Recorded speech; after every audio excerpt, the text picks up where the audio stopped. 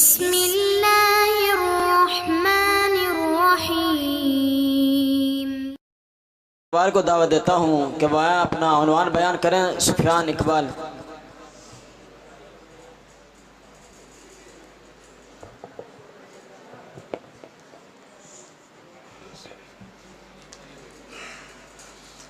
السلام علیکم ورحمۃ اللہ وبرکاتہ۔ الحمد للہ رب العالمین، والصلاة والسلام على سید الانبیاء والمرسلین وعلى آلہ واصحابہ اجمعین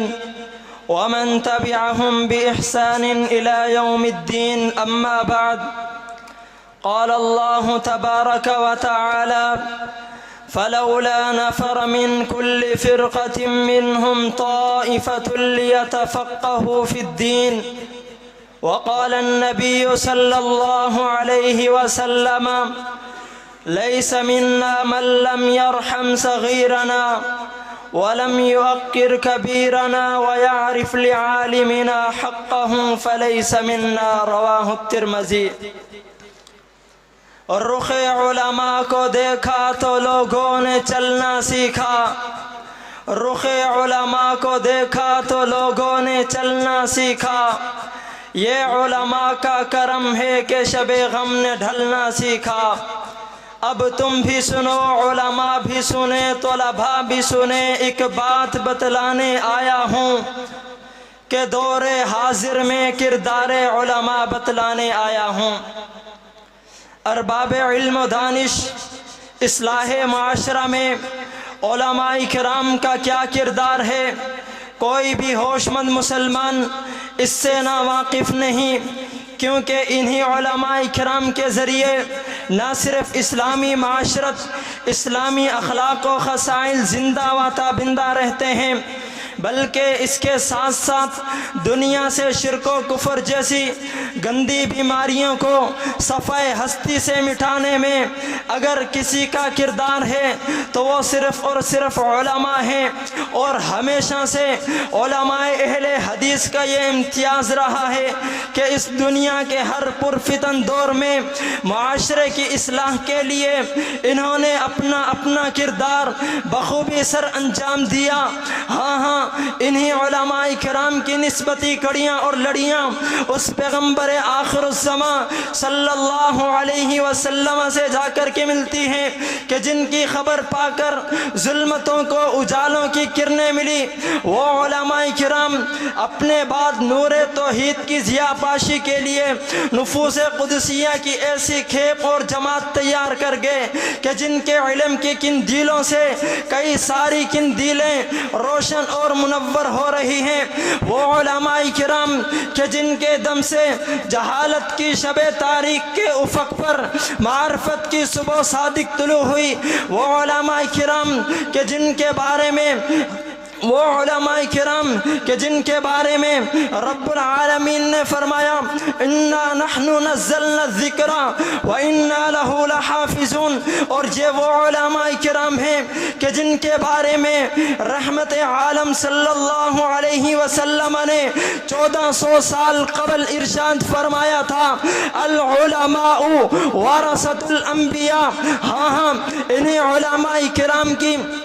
نسبتی کڑیاں اور آپ علیہ السلام کی وساطت اور توسط سے یہ ذمہ داری خیر امت کے ان راسخون فی العلم کے سپرد کی گئی۔ پھر اسی چشمہ صافی سے نکلنے والی تشنہ سیر نہروں نے اپنے آپ شیروں سے 4 ڈنگ عالموں کو سیراب کیا، پیاسوں کو تشنگی کا سامان دیا، بھٹکے ہوئوں کو منزلوں کا پتہ دیا، ضلالت کی تاریکیوں میں شب بسر کرنے والوں کو نور ہدایت کی نوید سنائی۔ کام کی اہم آہنگی کی وجہ سے خورشید عالم صلی اللہ علیہ وسلم نے شہر علم و آگاہی کے ان خوشہ چینیوں کو اپنا نائب و وارث قرار دے کر امت کے بقیہ طبقات پر ان کی فوقیت اور فضیلت کو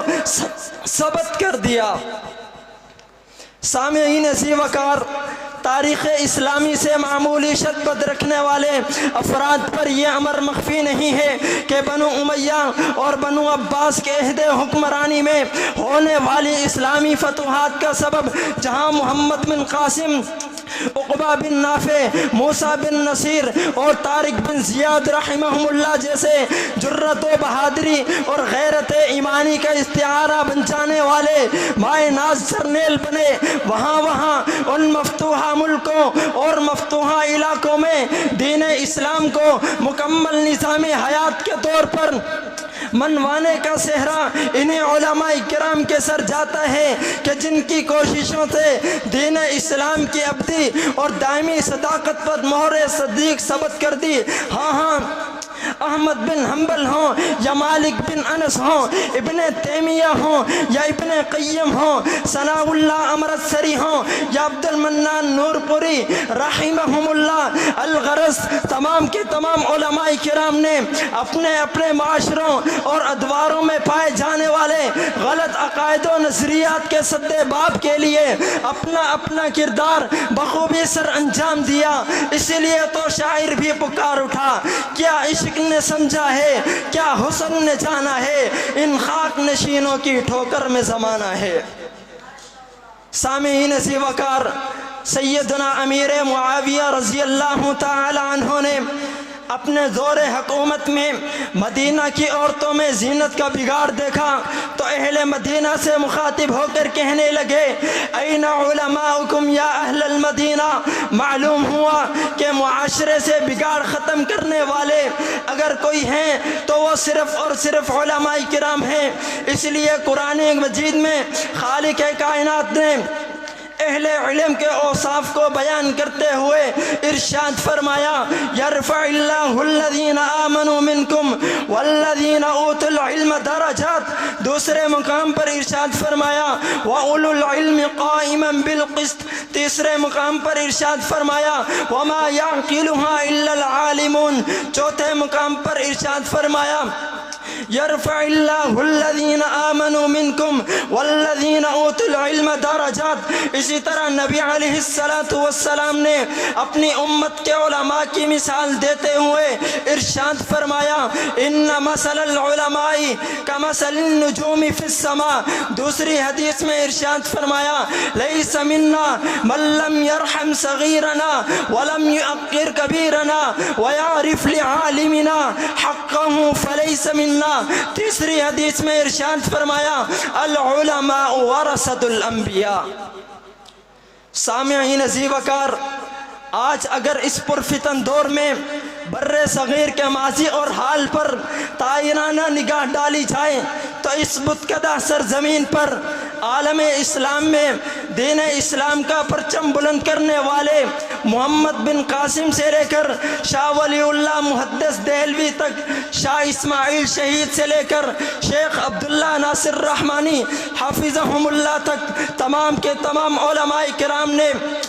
اپنے معاشروں میں دین اسلام کا کام کیا اور معاشرے میں اصلاح کا کام کرتے رہے اور چراغ سے چراغ جلانے کا عمل پوری آب و تاب سے جاری رکھے ہوئے ہیں۔ اور یہ ہمارے اسلاف انہی ہمارے اکابرین کی مرہون منت ہیں۔ اگر وہ ہمارے اسلاف نہ ہوتے تو شاید آج یہ ہمارے اساتذہ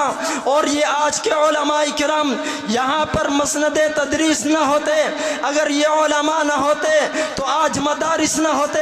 اگر یہ علماء نہ ہوتے آج مساجد نہ ہوتے، اگر یہ علماء نہ ہوتے آج قال اللہ کی صدائیں بلند نہ ہوتی، اگر یہ علماء نہ ہوتے آج قال الرسول کی صدائیں بلند نہ ہوتی، اگر یہ علماء نہ ہوتے آج ختم نبوت کا تحفظ نہ ہوتا، اگر یہ علماء نہ ہوتے آج دفاع صحابہ نہ ہوتا، اگر یہ علماء نہ ہوتے تو آج یہ عظیم الشان مجلس نہ ہوتی، اگر یہ علماء نہ ہوتے آج ہم سب اس جگہ پر جمع نہ ہوتے، اگر یہ علماء نہ ہوتے رب کعبہ کی قسم ہے اس روئے زمین پر اللہ کا نام لینے والا کوئی نہ ہوتا۔ اللہ رب العالمین سے دعا ہے کہ اللہ رب العالمین ہمارے اساتذہ اور ہمارے علماء کرام کی حفاظت کرے اور ہمیں ان کے نقش قدم پر چلنے کی توفیق عطا فرمائے، آمین۔